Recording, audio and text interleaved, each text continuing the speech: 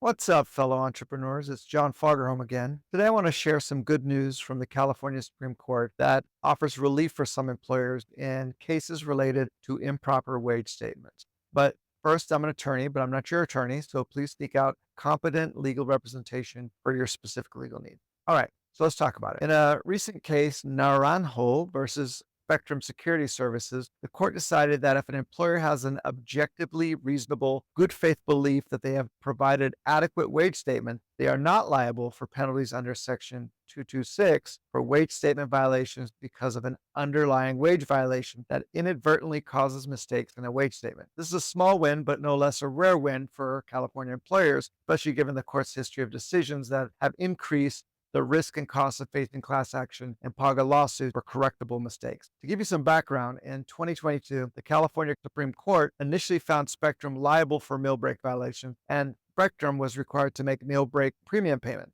However, the question of whether they were also liable for wage statement violation because of the meal break violation was sent back to the Court of Appeals. And of course, the Court of Appeals found the Spectrum's violations, even though they were not willful and did not intentionally violate wage laws, they were still liable for the incorrect wage statements that resulted, even if unintentional. This week, however, the Supreme Court unanimously affirmed that a reasonable and good faith belief in compliance precludes penalties for violations under Section 226, the requirements to provide accurate wage statements. This decision is needed relief for employees fighting wage and hour claims in California. And employers have become accustomed to facing penalties for technical violations, including wage statement violations, when other violations such as inadvertent break violations cause unintentional mistakes on pay stubs. The Naranjo decision significantly reduces potential liability for those who genuinely believe they are complying with the law, but because of an unintentional violation are automatically also saddled with wage statement violations, even though the wage statement violations are a consequence of the unintended underlying violation. Wow, mouthful. But for those of you that would say the wage statement violation should be applied even if the underlying labor violation was not intentional, I would say that affected employees already are made whole by repayment of lost wages, interest, penalties, and attorney's fees. The Supreme Court's decision that employers acting in good faith may not also be liable for incorrect pay stubs based on inadvertent mistakes aligns with principle that penalties are meant to deter and punish conscious wrongdoing or bad faith and not meant to punish correctable mistakes. This means that if you are making genuine efforts to comply with labor laws, even if you are held liable for a wage violation, you may not necessarily also be liable for the inaccurate wage statement that is caused by